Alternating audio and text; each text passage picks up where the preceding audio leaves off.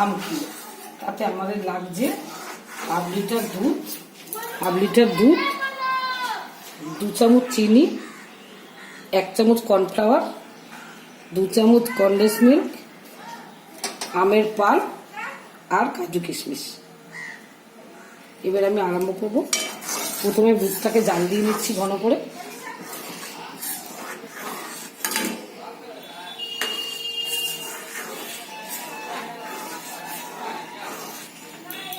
তার মধ্যে দিচ্ছি আমি 1 চামচ চালের গুঁড়ো।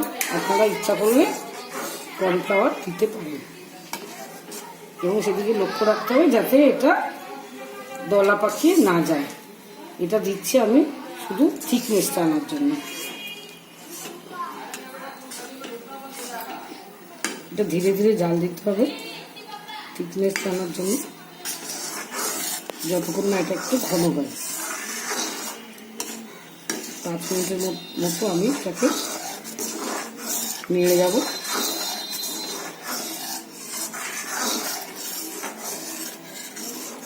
হ্যাঁ, 5 মিনিটের মতো আমি এটাকে নেড়ে যাব যতক্ষণ না এটা ঘন হচ্ছে।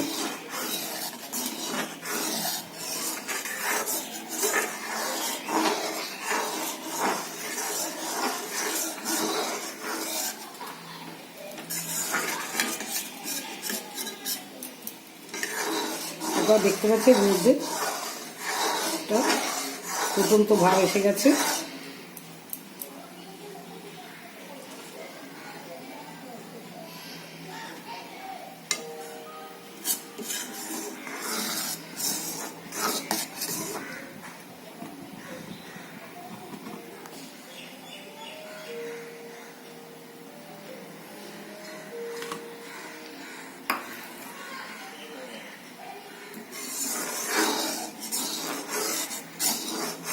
এটা অনবরত নেড়ে যেতে হবে, যেন নিচে লেগে যাওয়ার চান্স থাকে।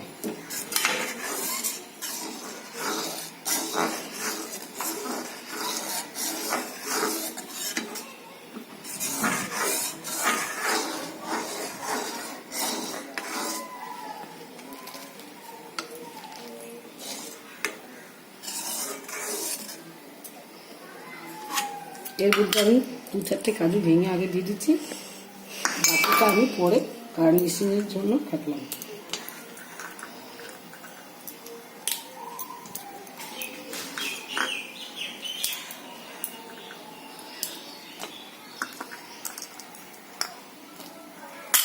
আমি আজকে আপনাদের শেখাবো আম ক্ষীর।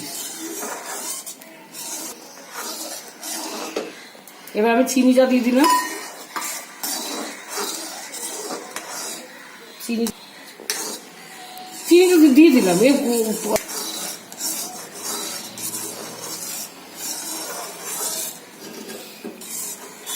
এবার আমি দিচ্ছি 2 চামচের মতো কনডেন্স মিল্ক। আপনারা গুঁড়ো দুধও দিতে পারেন কনডেন্স মিল্ক তো পরিবর্তে।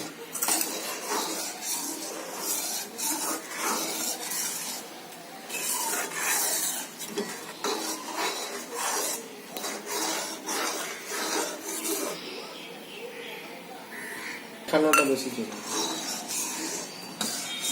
কথা শোনা যায় না ভালো করে। আর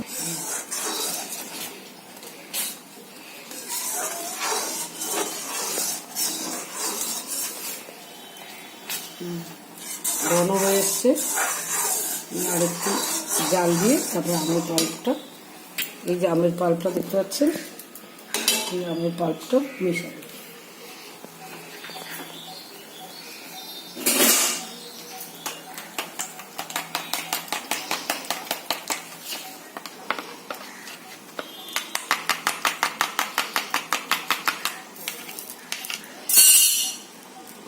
তখন গ্যাসটা একটু কমিয়ে দিলাম।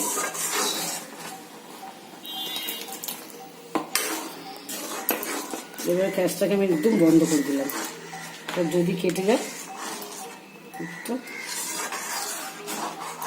ভালো করে মিশিয়ে নিলাম।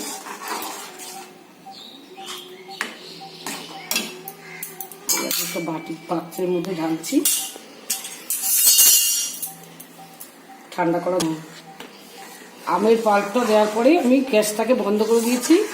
কেননা যদি দুধটা কেটে যাওয়ার ভয় থাকে, ওই জন্য আমি বন্ধ করে দিয়ে একটুখানি নাড়িয়ে মিশিয়ে নিচ্ছি ব্যাপারটা। তারপরে আমি ওটা ঢেলে ঠান্ডা করতে দেবো।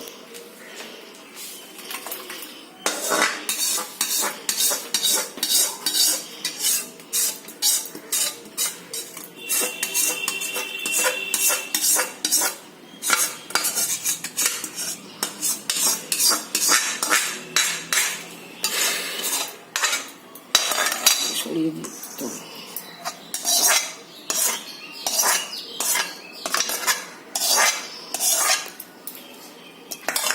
এই উপর থেকে আমি গার্নিশিং এর জন্য কিছু কাজু,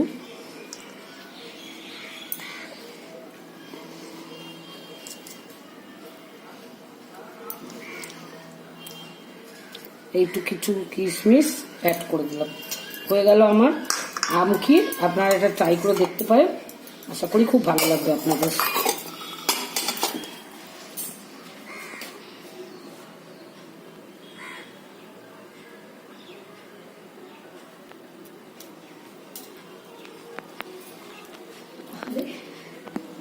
আপনাদের যদি এটা ভালো লেগে থাকে তাহলে অবশ্যই আপনারা এটা সাবস্ক্রাইব করবেন এবং লাইক করবেন। Thank you.